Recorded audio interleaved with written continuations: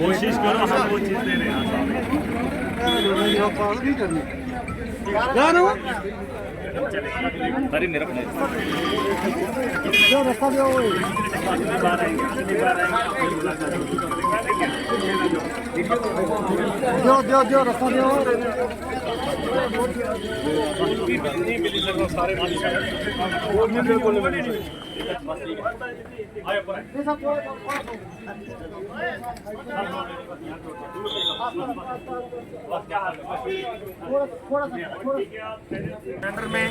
मैं निहायत ही काबिल एहतराम जम्मू कश्मीर की एक बेबाक आवाज़, सियासत अपनी जगह।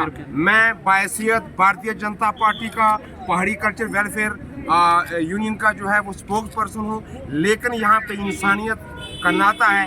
अगर एक आदमी हमारे दर्द, हमारी तकलीफ सुनने के लिए सरजमीन मेहंडर पे तशरीफ लाए, मैं तमाम मेहंडर नवासियों की तरफ से और अपनी जमात की तरफ से इस चमनस्तान मेहंडर पे अपने बड़े भाई जिनके अंदर हुस्न ज़न, बड़ापन और एक बेहतरीन शख्सियत जो महराज मलिक हैं, जिनका कद, जिनका नाम पूरे हिंदुस्तान में जो है बोलता है।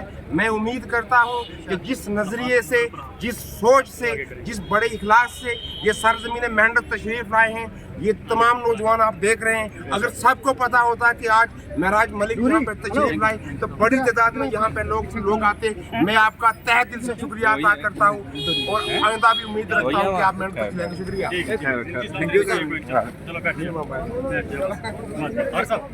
चलेगा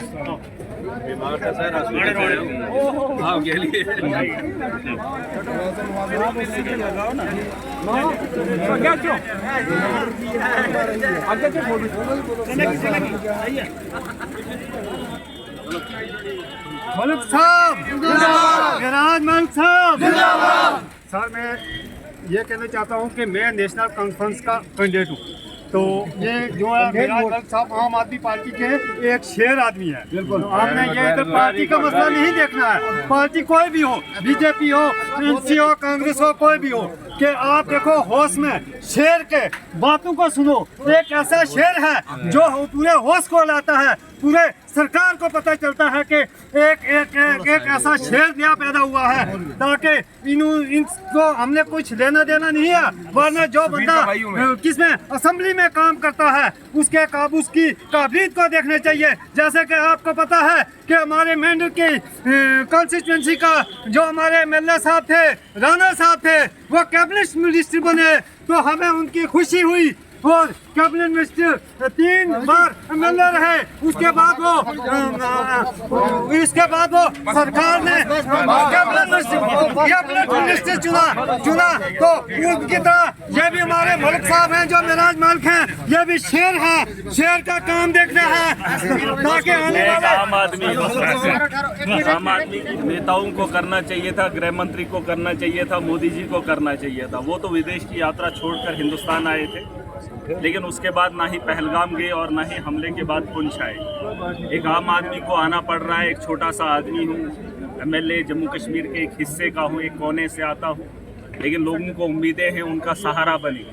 जंगें तो बातों से लड़ी जाती है, अपने अहंकार में आकर किसी को भी रोनने की कोशिश की जाती है, लेकिन मरने वाला एक आम आदमी है, उनका दर्द बांटने वाला कोई भी नेता नहीं है। क्या मैं पूछना चाहूँगा, जब से जंगबंदी हुई है इस इलाके के दौरे के लिए बड़े बड़े नेता आए, हमारी जानों का तमाशा देखा और हमारी जान की कीमत लगा रहे हैं 10 लाख। अरे तुम जान की कीमत एक गोले से कम दे रहे हो, लेकिन आप किसी की अदायगी नहीं कर सकते हो। लोगों के घरों का नुकसान हुआ है, 25,000 दे रहे हो। लोगों के जो मजबूत बिल्डिंगें थी, जो किसी ने मेहनत की थी, कई सालों के बाद उसने मकान को तामीर किया था, उसके शीशे की कीमत आप नहीं दे रहे हो। आप इस मुल्क के रहने वाले लोगों को उनके हुकूक नहीं दे सकते हो, उनकी सेफ्टी नहीं दे सकते हो, और जो उनका नुकसान हो रहा है उनका एक मजाक किया जा रहा है। मैं पूछना चाहता हूँ दिल्ली की सरकार से, जो बड़े बड़े वादे करती है, 56 इंच का सीना दिखाने की ताकत नहीं करते हैं, और हमाकत पाकिस्तान करता हमारे घर के अंदर घुसकर गोले और बारूद फेंक रहा है। जो पहली बार पुंछ के अंदर हुआ, मुझे मजबूरन आना पड़ा, और हमारे नेता जवाब लिख रहे हैं और ट्वीट पे आकर हमारे मुल्क का फैसला होता है, हमारे लोगों का फैसला होता है। अमन का गहवारा बना सकते हो, अगर इस देश को बेहतर बनाना है पाकिस्तान को भिखारी बनाना पड़ेगा। और जो कूटनीति आपकी थी वहां आपका फेलियर रहा है। डोनाल्ड ट्रंप, अमेरिका पाकिस्तान के साथ खड़ा हुआ है। अगर पाकिस्तान को कमजोर करना है, उसे इतना कमजोर कर दीजिए ताकि वो एटमी बम बेच आए, उसे इतना कंगाल बनाओ, लेकिन वो आपसे नहीं हो पाया। आप अपनी सरहदों को मजबूत कीजिए ताकि कोई आतंकवादी अंदर ना घुसे, और जब वो आतंकवादी अंदर घुसता है, कुछ लोगों की जान लेता है, तो हम जब हमला करते हैं उसके बाद जब काउंटर होता है तो हमारी जानें फिर जाती है। अगर आप वैसा बातचीत नहीं कर सकते हो, आपने कहा टेरर और टाक नहीं हो सकता, या तो आतंकी ठिकानों को खत्म करो, पाकिस्तान को कमजोर करो। अगर आप वो भी नहीं कर सकते, बात भी नहीं कर सकते हैं, तो फिर आखिर में जनाब मैं कहना चाहूँगा, चाहे पुंछ की आवाम है, चाहे राजौरी की आवाम है, आप ये मत बताना कि पाकिस्तान के गोला बारूद से सिर्फ जम्मू कश्मीर का नागरिक मरता है। आप याद कर लीजिए मुंबई का हमला, आप याद कर लीजिए पहलगाम का हमला, आप याद कर लीजिए पुलवामा का हमला। इसके अलावा निहत्ते लोगों की जाने गई है जिनका बॉर्डर में घर भी नहीं था। आतंकवाद से हर वो इंसान परेशान है जो दुनिया के किसी भी कोने में है। और अगर आप ये तीन चीजें नहीं कर सकते हो, आखिरी बात जंग है, जिसका सीना 56 इंच का बताया था वो दिखाया नहीं गया। अगर वो आप दिखा नहीं सकते हो तो बोलने का अधिकार नहीं है। और जंग अवाम ने लड़ी, जंग हिंदुस्तान की फौज ने लड़ी, लेकिन तिरंगा रैली के लिए प्रधानमंत्री जी सिर्फ भाजपा के कार्यकर्ताओं को आगे कर रहे हैं और तिरंगा रैली निकाल रहे हैं, क्रेडिट ले रहे हैं। ये तरीका तुम्हारा सियासत का अच्छा नहीं है। अगर जंग मुल्क के लोगों ने लड़ी, मुल्क की फौज ने लड़ी, मुल्क की पार्टियों ने लड़ी, मिलकर लड़ा, तो तिरंगा सिर्फ भाजपा के लोगों ने क्यों फहराया? क्या ये देश के लोगों को मिलकर नहीं बुलाया जा सकता था? नफरत का बाजार तुमने गर्म किया। पाकिस्तान गोलियों से हम लोगों को मार रहा है और तुम नफरत की राजनीति करके हमें आपस में भिड़ाकर डंडों से मरवाने का काम कर रहे हो। आज मुझे अफसोस है कि पुंछ के अंदर जहां ये हमले हुए, जहां पाकिस्तान ने गोला बारूद चलाया, अभी तक रिलीफ नहीं मिला। और कुछ लोग कह रहे थे मैं असेंबली में बात करूं, असेंबली 6 महीने के बाद लगेगी, तब तक उन लोगों का अजाला कौन करेगा? बारूद खरीदने के लिए, किसी को उठाने के लिए, किसी को मरवाने के लिए आपके पास एजेंसीज हैं, आपके पास पैसा है, लेकिन रिलीफ देने के लिए गरीब को बताया जा रहा है गरीब के कच्चे मकान 20,000, अरे पक्का दे दो। PMAY में अगर 1.5 लाख आता है, 1,80,000 आता है, 2.5 लाख दे दो, क्योंकि वो विक्टिम बना है इस चीज का। हम सियासी शिकार हैं। तुम अपनी ताकत आजमाने के लिए गरीब के सीने पे बारूद चल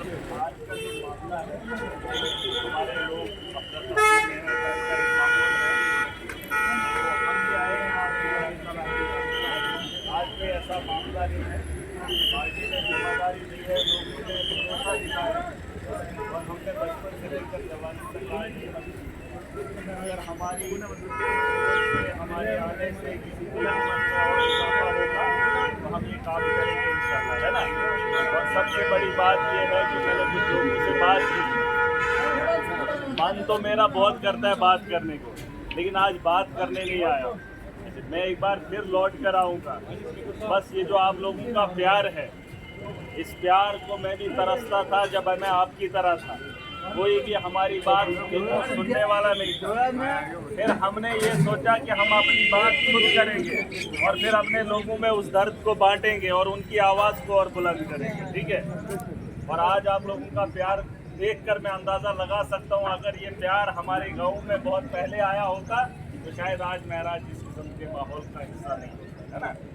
तो जब बड़े लोगों ने जिम्मेदारी नहीं निभाई, यहाँ मैंने सुना यहाँ राजौरी के अंदर जब शेलिंग हो रही थी, अब सच कितना है झूठ कितना है, DC और बाकी बड़े बड़े कुछ लोग आज तो बिना सिक्योरिटी के भाग गए, है ना।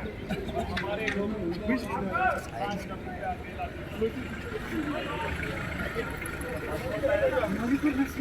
से हमें उम्मीदें हैं वही भाग जाएंगे।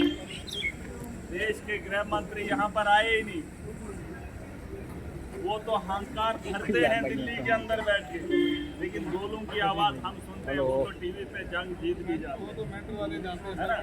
और वो लोग तो टीवी पे फैसला भी मान लेते हैं। अरे आज भी अगर जंगबंदी है, लेकिन रात का माहौल आज भी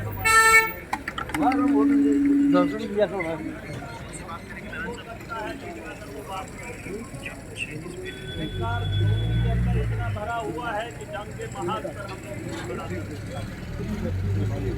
पाकिस्तान आतंकवाद को रोक नहीं रहा है, और वो कश्मीर की घाटी में हो या हिंदुस्तान के किसी कोने में घुस रहा है, और यहाँ पर वो अगर किसी जान देता है तो हम उस पर धावा बोल देते हैं। जब हम धावा बोलते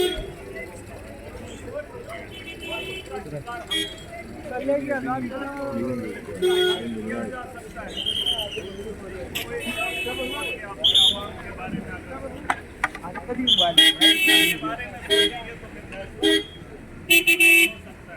अगर अपनी आवाम की बेहतरी, अपने मुल्क की बेहतरी के बारे में सोचेंगे तो वो नेता अगर करेंगे अपने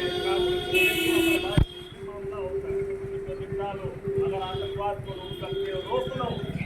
हम आज भी अगर जंगबंदी है, लेकिन हमारे यहाँ जंगबंदी, मैं बहुत सारे लोगों से मिला, एक बच्चे से मिला, उसने कहा, उसकी वीडियो भी है, कहा कल फिर शुरू होगी, है ना? बच्चे तक को पता है कि कल फिर शुरू होगी, वो बंकर में। मैंने कहा जाएगा, कहाँ जाएगा, है ना? कहाँ सुना तो खबरों में सुना, बोले तो की आवाज़ें आप सुनते हो, लेकिन इलाके में मैं आता हूँ, हमारे बोले आपके हौसले को और हिम्मत देने के लिए मैं आया हूँ। छोटा सा आदमी हूँ, आज अपने इलाके में आया हूँ, लेकिन जब मौका मिलेगा, जहाँ से इंसाफ की उम्मीद होती है, अमन की उम्मीद होती है, वहाँ जाकर कभी कभी जब मौका मिलेगा तो इंशाल्लाह अपना मुस्तकबिल हम खुद लिखेंगे, है ना? जिन लोगों के भरोसे बैठे हैं वो लोग रात के अंधेरे में बिना सिक्योरिटी के भाग जाते हैं, हम लोगों को क्या सिक्योरिटी देंगे, है कि नहीं? तो आज आपके इलाके के हालात देखने आया हूँ, अगली बार आऊँगा। हमने कहा है, हम यहाँ पर कितनी गाड़ियाँ हैं, कितनी गाड़ियाँ, टाटा सोमो है ना, और पता नहीं कौन कौन सी है, होंडाई की है ना,